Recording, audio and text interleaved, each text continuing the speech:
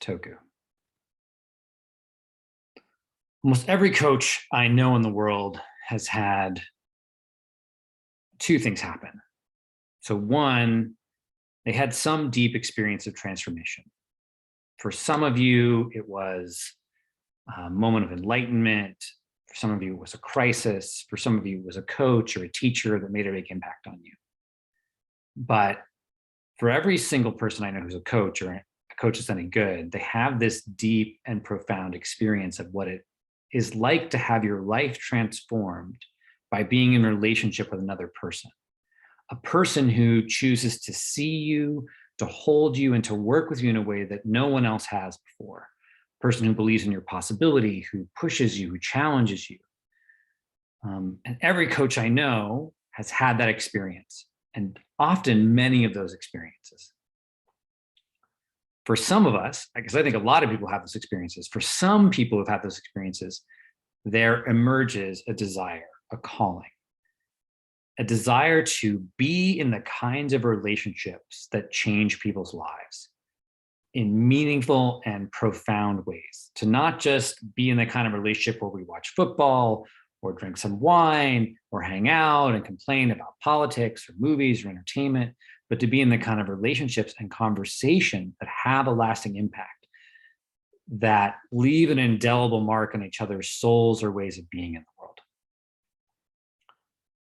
And then for a smaller group of those people, there arises a commitment to find the structure, to find the statement, to find the willingness and the courage to plant a flag in the earth and say, I am this kind of person for you. I am this kind of person for the world.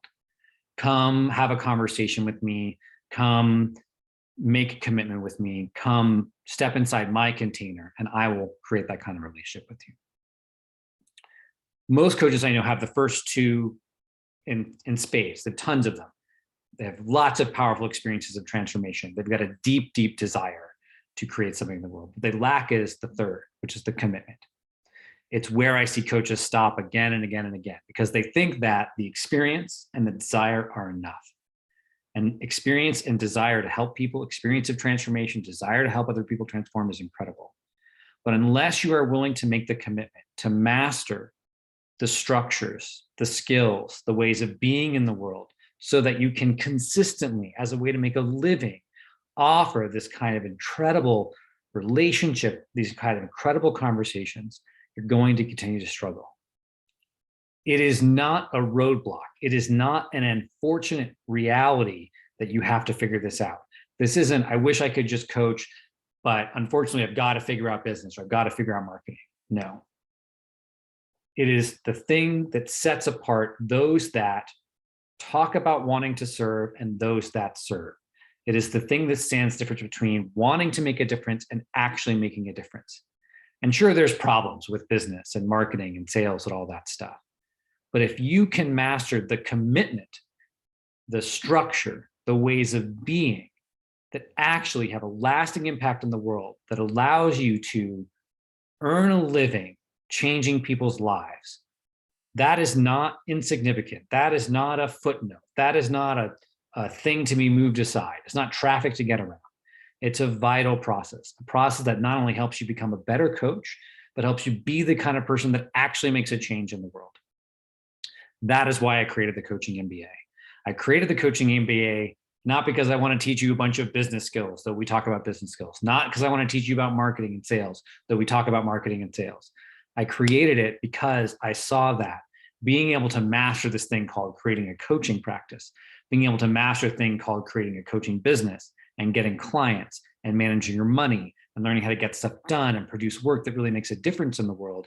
That is the thing that separates the journeyman coaches from the master coaches, from the wannabes to the people who are making a huge impact in the world. So if you're the kind of coach who has had incredible experience of transformation, who has an incredible desire to change the world, but can't seem to nail the commitment, that looks out there and sees all the marketing crap and all the 5-step processes to get clients and so that's not quite it, I really hope you take some time to check out some of the stuff on this site, to check out some of the stuff that I've written, because your calling The thing that happened after that experience, the thing that caused your desire to rise, is a sacred, sacred desire. And it is worthy of a sacred and meaningful commitment to mastering this thing that is so important to you getting your work out into the world.